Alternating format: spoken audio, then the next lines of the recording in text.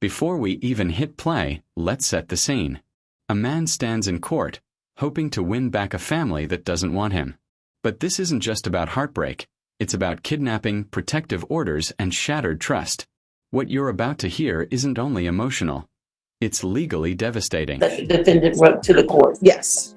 I didn't know if you had a chance to read it. Yes. Thank you. Thank you. Hello, Judge Boyd. Hello. How are you today, ma'am? Oh, I'm doing great. It's a beautiful Friday. Well, it's not Friday, it's Monday. Monday. Yes, But ma'am. you know, the reason why I say it's a beautiful Friday, because when you're off on Friday, Friday becomes a Monday and a Monday. All right. According to you entered a plea to kidnapping of no contest on March 20th, 2023. According to the plea, punishment is to be assessed at 10 years in the prison. The state opposes your application. They're taking several cases into consideration. There's an affirmative finding of family violence. Have parties had a chance to review the PSI report? State? Yes, Your Honor. Defense? Yes, Your Honor. Any objections? State? No objection. Defense? No, Your Honor. State? Any witnesses? I can have one moment, Your Honor. Defense? Any witnesses? Other than the defendant, no. All right. Would you like to, are there? Pause here. The court just confirmed an affirmative finding of family violence. That's not just legal jargon. It slams the door on his chances at probation. Imagine trying to win parole while holding a do not pass go card. You're already losing. Impact statement after sentencing. We will be calling her as a witness. I can't hear you, Mr. Vera. Yes. We will be calling her as a witness, Your Honor. All right. Call your witness. Your Honor, and I would object to her testifying to any that we would consider to be a victim impact statement that should be presented to the court after the judge sentences. Okay. All right. Call your witness. Your Honor, we call Jennifer Tovar. All right. Ms. Tovar, if you come forward. Yeah, come up. Can you raise your right hand? Do you solemnly swear or affirm the testimony you give will be the truth and nothing but the truth, so help you God? All right. You can lower your hand. I'm going to need you to speak up so the court reporter can hear. State your name for the record. Jennifer Tovar. State. Ms. Tovar, you are the victim in this case against Mr. Deragosa, correct? Yes, sir. And you are aware that he has applied for deferred adjudication with probation. I am. And are you in what are your feelings if the defendant were to be granted probation? Objection, Your Honor. And what's your objection? He's telling you what effect your Now think about this. What if the law said you were protected, but in reality, you weren't? That's the victim's reality. She didn't just feel unsafe. She was unsafe, even with a protective order in place. Makes you wonder how often those orders really hold up. you don't want her influencing. All right. That'll be sustained. Do you want the defendant to be released on probation? Objection, Your Honor. It's the same thing. Sustained. Well, I'll ask the court to disregard, of course. Oh, yes. It's disregarded. Just 1 second, Your Honor. Ms. Tovar, on December 21st of 2021, can you tell the court what happened? So I visited Ray to pick up Christmas money because me and the kids were living in Atascosa County due to a CPS case that we had for domestic violence.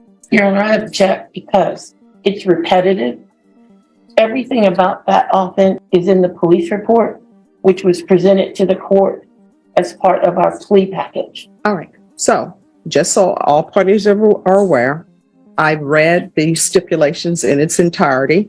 I always reread those before sentencing, and I read them once I make a decision on whether there's sufficient evidence to find somebody guilty. And I've also thoroughly read the TAP evaluation. So you can ask your next question. Ms. Tovar, have you had any contact with the defendant since these allegations? Yeah, so he calls the house and speaks to myself and the kids. I guess when he can, because he doesn't have any reason. Objection, non-responsive. She answered his question. All right, that'll be overruled. You can continue. Oh, so he has to use, I guess, a pre-collect call that he has because he doesn't have any money on the account to call us. Okay. So, and I don't fund it anymore. I just did for a little while around Christmas time.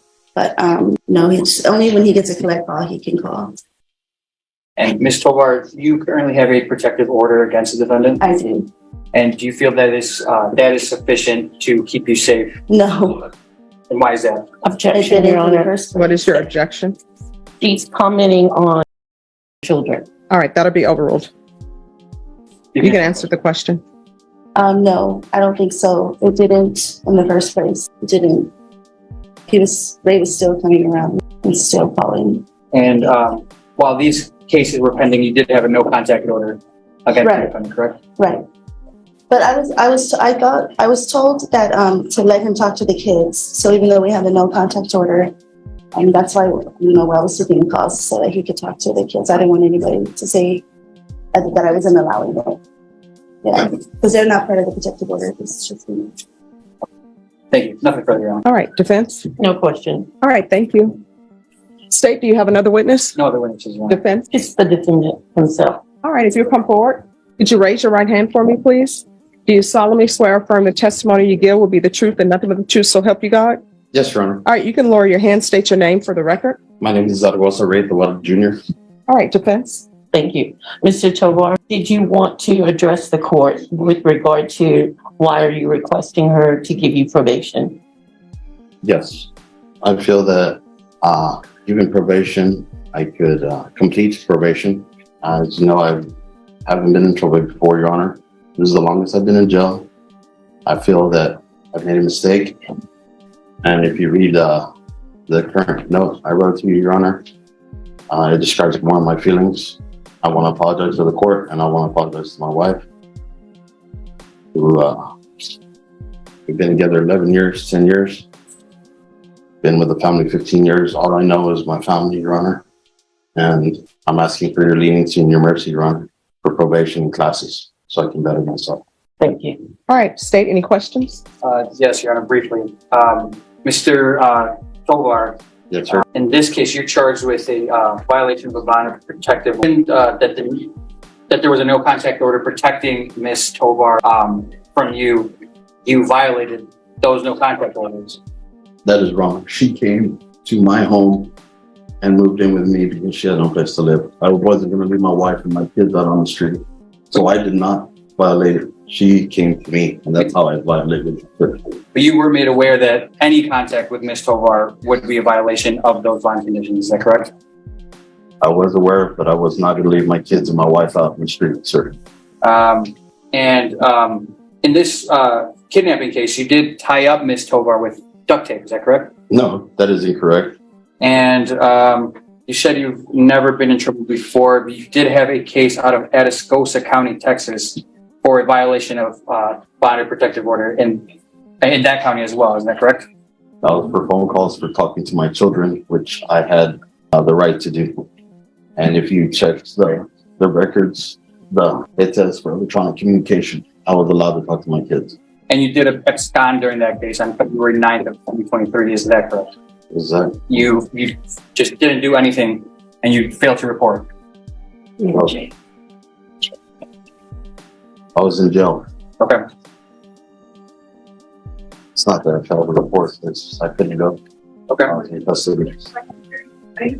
I'm sorry. I said during that incident, I was in custody, so I couldn't go over there. I have no further questions, Your Honor. Any further questions? No, Your Honor. All right, any other witnesses? No, Your Honor. All right, the court will hear argument. State, you're opposed? Yes, Your Honor. We're opposed to the defendant being granted probation.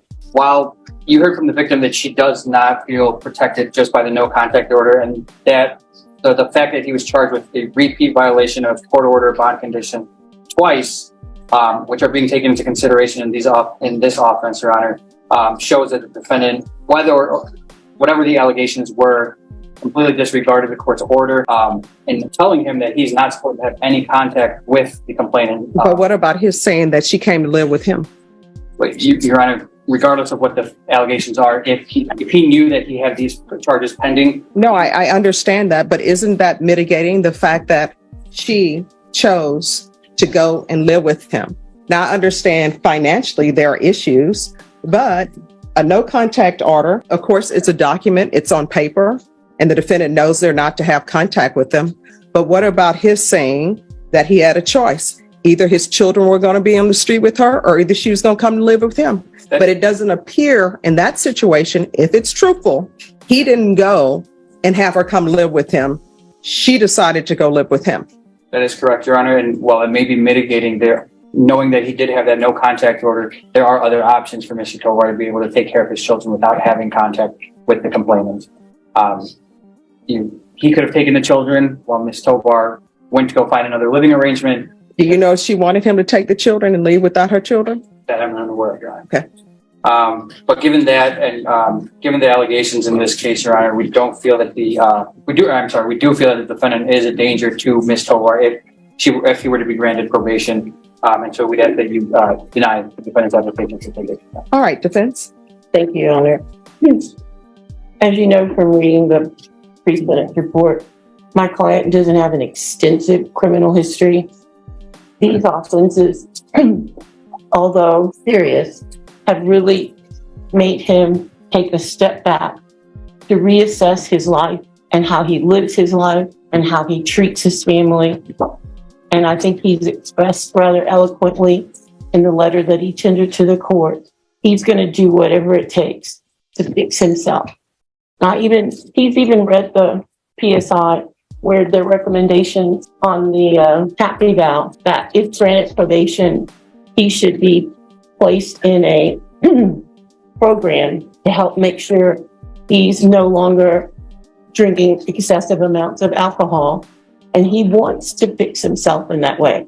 And he's been taking some classes in the jail since he's been in jail. It's been a couple of months now to help him control his demeanor, his anger, everything. He's trying to fix himself. Okay. All right, this is what the court is going to do. The court is going to deny your application, find you guilty, sentence you to 9 years in the prison, give you credit for any time served.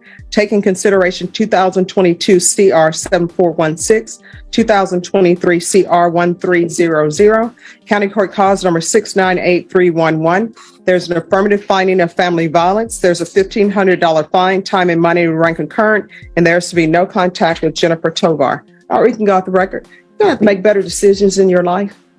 Yes, Your Honor. This was just a mistake, Your Honor. I wish. Well, no, it was a choice, and it was a bad choice. Yes, ma'am. And here's the thing. I understand about protective orders. Yes. I understand that sometimes the person who the protective order is supposed to protect, they decide that they're going to go live with the person that there's a protective order against. And then there's an issue that happens, and then everybody calls the police, and here we are. Yes. So when you have a protective order, you are the person who are responsible. And if somebody wants to come live with you and there's a protective order in place, you need to say no. Do you understand? I do now, Your Honor. Well, I mean, you knew beforehand. You just decided, maybe we can work this out. Here's the thing. She doesn't want you anymore. That relationship is over. You can consider her on paper, unless y'all got a divorce, she's still your wife. But in reality, she's not your wife anymore. She does not want to be with you. Do you understand? Do not call her from the jail. Do not call her from the prison. Do not contact her. And if you want to see your children, and Ms. Burke does a lot of civil work, if you want to see your children, then that needs to be done through a third party, but it's not to be done through